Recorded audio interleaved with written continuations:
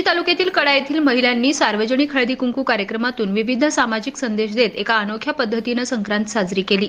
मकर संक्रांत म्हटलं की महिलांच्या जिव्हाळ्याचा विषय येतो। संक्रांतीनिमित्त महिला आपल्या घरी हळदी कुंकू कार्यक्रम ठेवत वाण म्हणून एकमेकींना भेटवस्तू देतात। कडा येथील महिलांनी या पारंपरिक पद्धतीमध्ये थोडा बदल करत सर्व महिला एकत्र येऊन सार्वजनिक हळदी कुंकू या कार्यक्रमाची सुरुवात केली। विशेष म्हणजे केवळ हळदी कुंकू कार्यक्रम न ठेवता सादर कार्यक्रमाअंतर्गत विविध सामाजिक संदेशाची वाणाच्या रूपात देवाणघेवाण केली।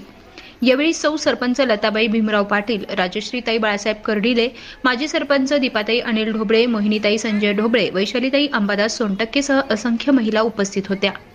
तेजवार्ता प्रतिनिधी संदीप जाधवसह कॅमेरामन अनिल मोरे, कडा आष्टी।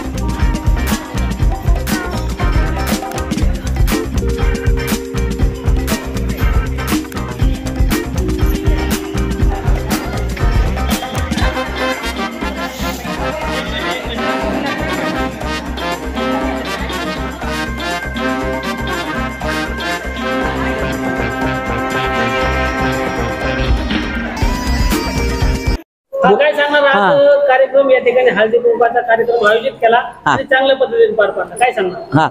हॅलो, मी सौ लताबाई भीमराव पाटील, सरपंच। इथे ग्रामपंचायत मध्ये हळदी कुंकाचा कार्यक्रम ठेवला आहे।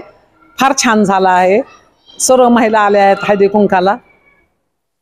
कार्यक्रम एकदम छान झाला आहे। काय नाव तुमचं? राजश्री बाळासाहेब कर्डिले, माझे मिस्टर उपसरपंच आहेत कडा गावचे। आणि कार्यक्रम भारी झाला हळदी कुंकवाचा। सुरेश अण्णा दस यांच्या माध्यमातून हा कार्यक्रम झाला ग्रामपंचायतचा। किती महिला आल्या होत्या कार्यक्रम? भरपूर महिला आलत्या, भरपूर प्रतिसाद भेटला। आणि 4 वाजेपासून कार्यक्रम चालू आहे, आता 10 वाजेपर्यंत चालूच राहणार। मी वैशाली अंबादास सोनटक्के, उमेद महिला बचत गटाच्या अंतर्गत मी कडा गावामध्ये क्लस्टर मॅनेजर म्हणून काम करते।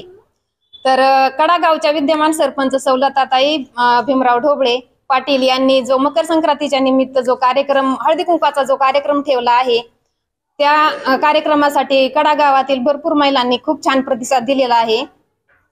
आणि इथून पुढे इथून मागेही जे सरपंच आणि उपसरपंच झाले त्यांनी पण खूप छान कार्यक्रम ठेवलेले होते।